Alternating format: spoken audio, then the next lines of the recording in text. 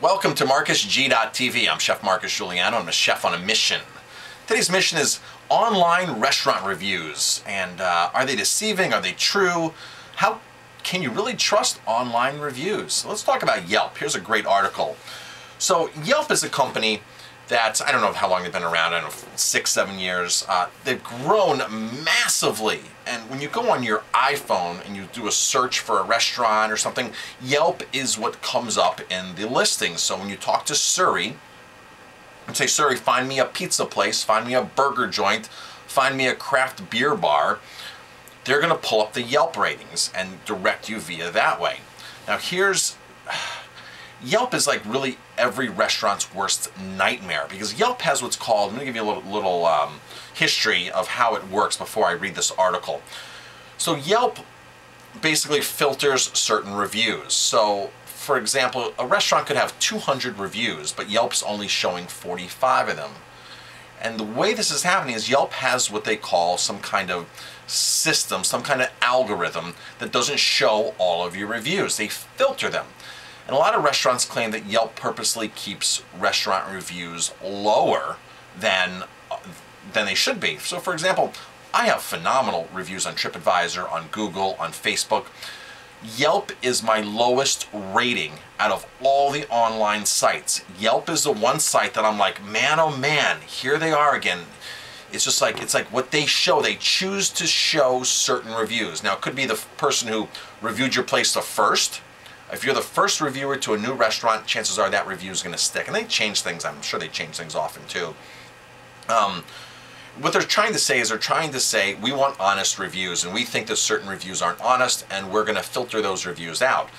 Now, if a person has written 100 reviews or 5 reviews or 1 review, it seems to not make any sense how they filter them. Because a lot of restaurants that I know have tried to figure out the system. How can we get Yelp reviews to stick? And it's funny because somebody can rate your restaurant, somebody can rate my restaurant, and the review could stay there for 3 months, and all of a sudden the review just disappears. It goes out of the filtering process into the filter. So, and it could pop back in maybe 3, 4, 5 months later, or a year later. I never ever know how that works. But I got to tell you, I have a 4-star rating on Yelp, which is a good rating, 4 out of 5 stars. But TripAdvisor and the other sites, I'm like 4.5, 4 3/4.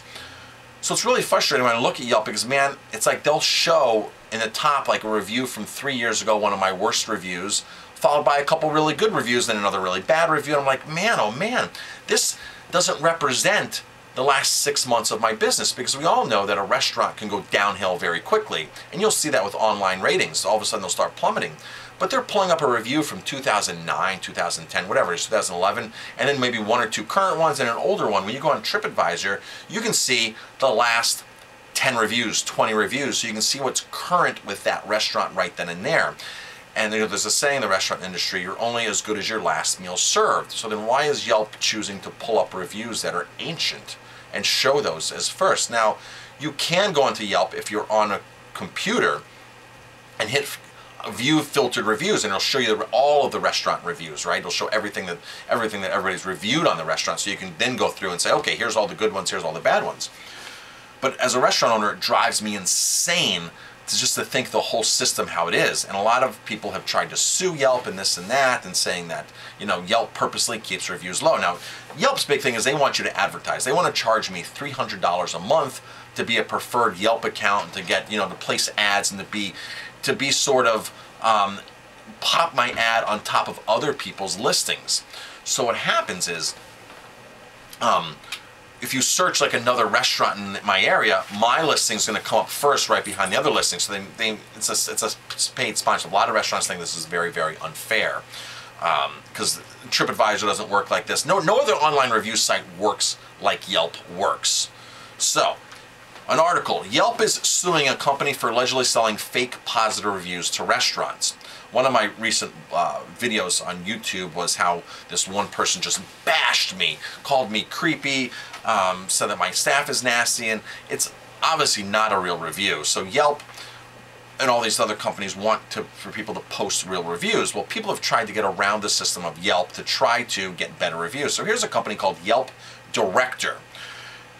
As anyone who's ever tried to find a good food in an unfamiliar area knows, Yelp restaurant reviews are full of misleading information. Like internet comment sections, Yelp reviews are largely unregulated, crawling with people full of malcontent and free rein to share their opinions.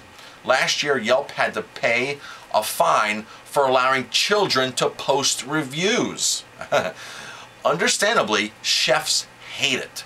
Now Yelp is trying to defend its shaky honor by suing a company that sells fake positive reviews for restaurants.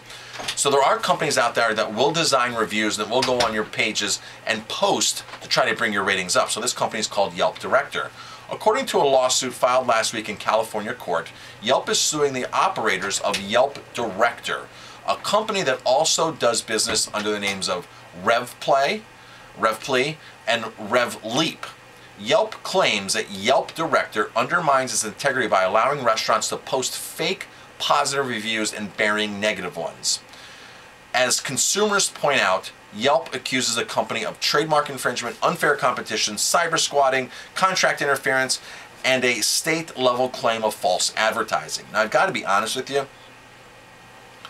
Yelp Director would not be in business or would not try to even start a business if restaurants weren't frustrated with the way Yelp filters their reviews.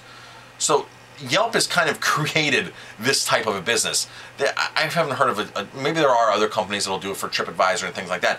But if I wanted to target, as a restaurant owner, if I wanted to target one online review site that I knew was lacking, it would be my Yelp.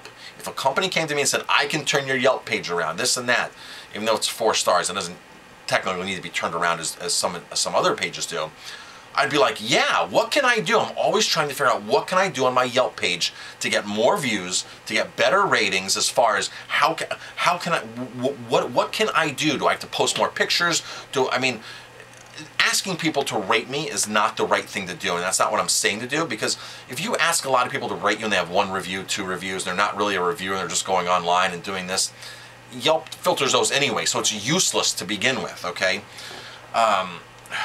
Yelp first discovered Yelp Director in November 2013 and sent the company a cease and desist order, but Yelp Director never complied. The lawsuit includes an email Yelp Director sent to potential clients. So the email actually says, hi there, we invented a software that allows you to proactively generate a large number of 4- and 5-star reviews from your customers in a way that makes them stick to the front page of Yelp.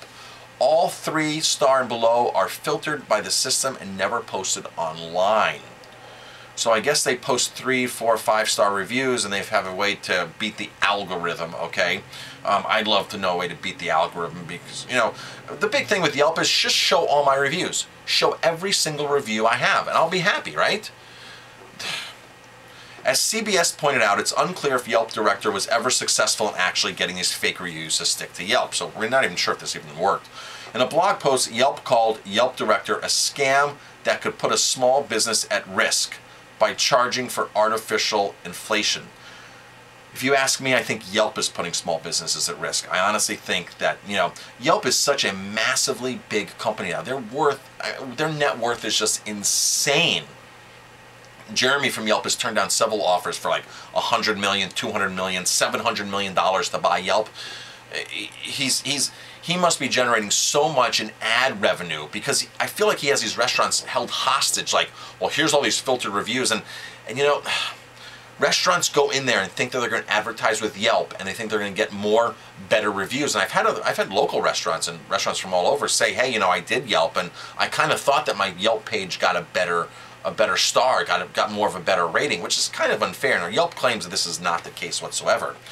But last September, a California court ruled that Yelp had the legal authority to manipulate ratings and remove positive reviews from its pages, which means Yelp is just as likely to mislead its users as anyone else. This came from a California court ruled this, that Yelp is just as likely to mislead users as anyone else.